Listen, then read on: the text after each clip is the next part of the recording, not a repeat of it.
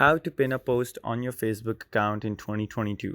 In this video, I'm going to show you how you can simply pin a post on your Facebook account. So first of all, what you're going to do is open up your Facebook account or open up the Facebook application on your mobile phone devices or open up the Facebook website on your system. So once you do that, once you go over into the Facebook, you're going to go into the post that you have made or shared on your profile. So to go into your profile, you're going to go and tap on your profile icon that would be at the left of your screen, top left corner. Once you tap on it, this is the kind of a page that would appear up on your Facebook application.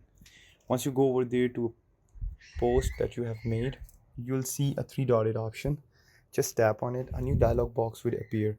In this dialog box, you just have to tap on the pin post option that is at the number one.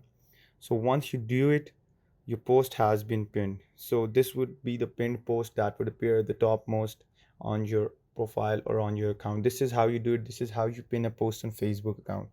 I hope you guys like the video. Don't forget to like, comment, share, and subscribe. Till next time, peace.